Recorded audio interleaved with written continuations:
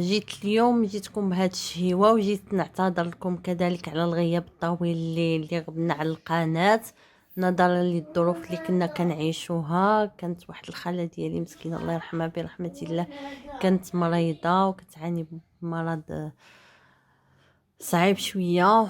كنا بحال مقابلينها الشاف ماريا والاخت ديالي وحبيبي ومرات حبيبي اللي كنشكرهم من هذا المنبر وكنقول لهم شكرا على المجهود اللي قدمتوه لخالتي الله يرحمها، وكذلك بنت حبيبي وتينة هي كنقولها شكرا جزيلا.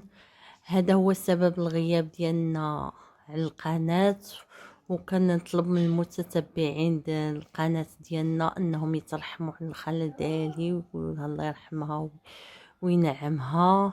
هذا هو السبب الغياب على القناة.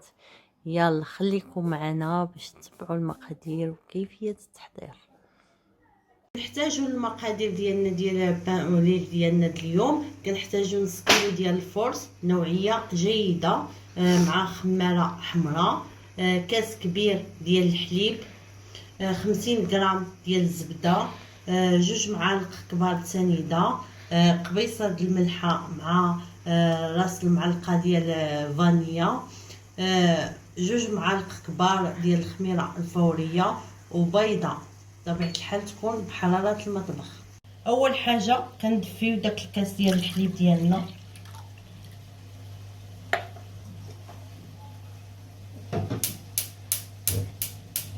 بسم الله وعلى بركه الله. كنبداو بالطاول ديالنا، كنغربلو اهم شي كنغربلو الخماره،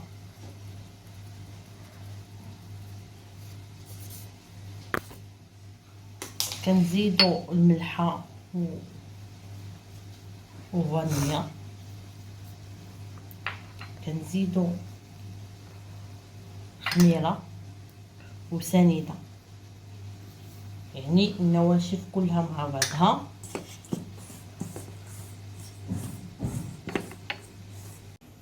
كنزيدو البيضه،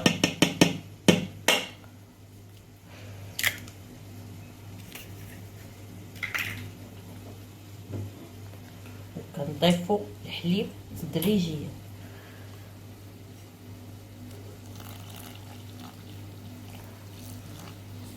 حتى كيتجمع لنا العجين ديالنا. من بعد ما تجمع لينا العجين ديالنا على هذا الشكل، كنبقاو نضيفو الزبده تدريجيا وحنا كنعجنو.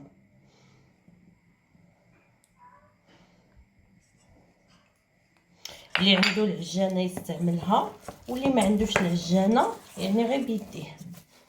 نبقاو نضيفو داك الزبده حتى كتنسجم لنا مع العجين ديالنا.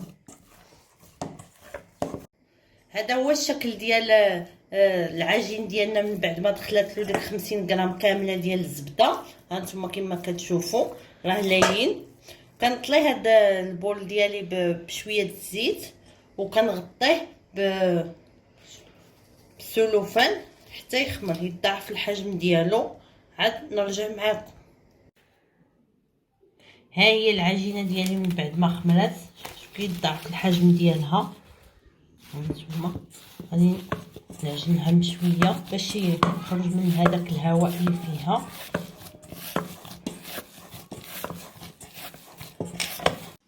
من بعد كنعجنها واحد 5 دقائق هكا تقريبا حتى كيخرج من هذاك الهواء اللي فيها، وعاد كنبدا نخدمها. هانتوما هنا من بعد ما قطعتهم قطع صغيره ودرتهم كريات صغيره. اللي عنده الميزان يعبر بالميزان باش يجي داكشي متقاد. انا درت عيني ميزاني. هانتيا تقريبا راه عطاوني 1 2 3 4 1 2 3 4 5 عطاوني 20 حبه. هانت كورتهم غنخليهم واحد من 5 دقائق حتى ل 10 دقائق، عاد نبدا ان شاء الله نخدمهم. هنا من بعد ما دازت واحد 6 دقائق او 5 دقائق غادي نبدا نخدمو. كناخدو الحبه الاولى كنبسطوها شويه هكا، غير شويه هكا بيدينا،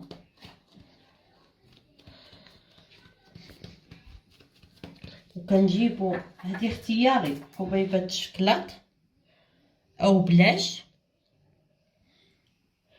انا غير حيت وليداتي كيبغيوها بالشكلاط كنجيبو نديرو لها بحال هكا، نعاودو نديرو لها بحال هكا ونقلبوها.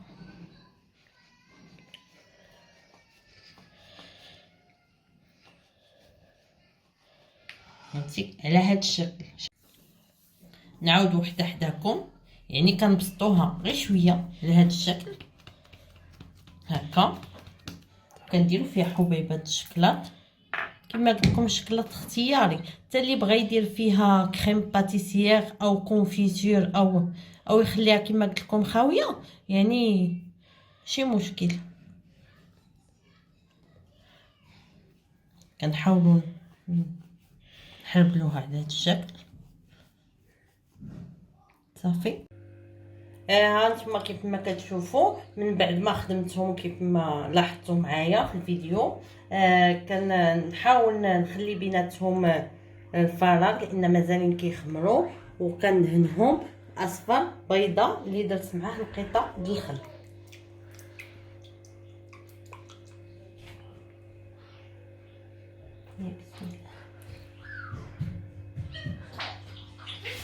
من بعد ما دهنتهم بالبيض كيف ما كتلاحظوا، كنجيب واحد الزيزوار، هذا اللي انا شريته دابا جديد يلاه شريته، او اللي عنده الكيتور اللي عندها الكيتور تخدم بالكيتور، وكنجيب وكنفلحهم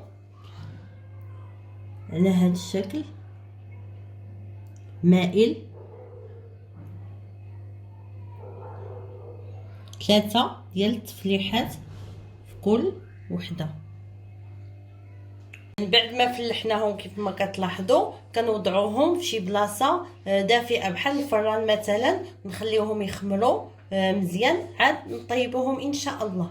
بعد كيف ما خمروا كيف ما كتلاحظوا هكا وضاع في الحجم ديالهم، غادي نطيبوهم في الفران اللي شعلناه من قبل، ونطيبوهم كيف ما كيطيبوا القراشل من الفوق، وعاد نهبطوهم عاوتاني لتحت. يلا هذا هو الشكل ديالهم من بعد ما خرجتهم من الفران. هانتوما شوفوا كي كيتحمر لهم الوجه، كي كيتحمر لهم الظهر، هانتوما كيف ما كتشوفوا.